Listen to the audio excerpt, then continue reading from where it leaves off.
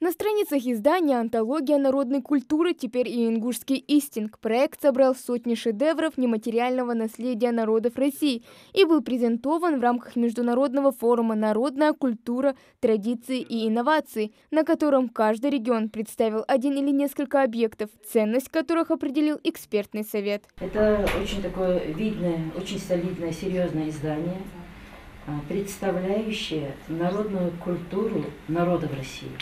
Почему я говорю народную культуру? Потому как вот в корнях, там в глубинке очень много переплетающихся корней, полных гуманизма, красоты и чистоты. Возрождением этого искусства несколько лет занимается Зейнеп Дзарахова, доктор исторических наук, этнограф. Ее студия располагается в Республиканском доме народного творчества имени Клавдии Евлоевой. Мастер ковроделия трепетно сохраняет национальную технологию изготовления войлочных ковров с орнаментами. Мы должны были до корней изучить глубинные пласты нашей технологии, именно нашего образования. И почему именно вот в такой подаче были созданы наши ковры. И мы сегодня понимаем, что это были не просто ковры и рисунки, что это не просто какие-то образы, а это были информационные такие композиции. И в эти композиции вкладывали свои мысли. Вот когда хорошо, вкладывали такие благородные такие мотивы.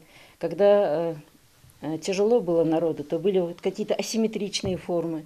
И это не зависело от того, хочет мастерица это передать или нет. Вот они как чувствовали природу, вот так ее и передавали. Внесение войлочного ковра «Истинг» в антологию народной культуры России – значимое событие и большая заслуга в этом Республиканского дома народного творчества, который создал все условия для возрождения этого искусства и популяризации его среди подрастающего поколения. Сегодня филиалы мастерской «Истинг» работают и в домах культуры многих сел нашей республики. Сколько народов, столько и культур, столько и разнообразных ремесел.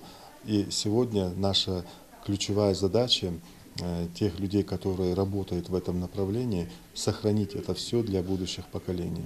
Изготовление истингов – работа кропотливая. Вначале валяют овечью шерсть, затем на высушенный войлок наносят орнамент и делают вырезы. Фотографии, из которых срисовывают орнаменты, собирали из частных и государственных архивов. В этом направлении Зейнеп Дзарахова, как доктор исторических наук, проделала немало работы. Каждая экспозиция на выставке имеет свою историю и значение. Это отмечают и гости. У каждого села были свои рисунки, то есть их можно было определить. Вот, например, лежит прекрасный ковер работы Зейнеп Дзараховой, который называется «Мочхюрт». То, что сегодня наши мастера, такие как Зейнеп, и есть еще много, я знаю, талантливых женщин, которые занимаются этим видом искусства, которые пропагандируют и передают это нашим детям, подрастающему поколению. Я считаю, что они делают огромную работу, большой вклад в развитие и сохранение нашей культуры и традиций. Учредителем проекта «Антология народной культуры» Российской Федерации является Министерство культуры, организатором Государственный Российский дом народного творчества. Его создание – одно из ключевых событий Года культурного наследия народов России,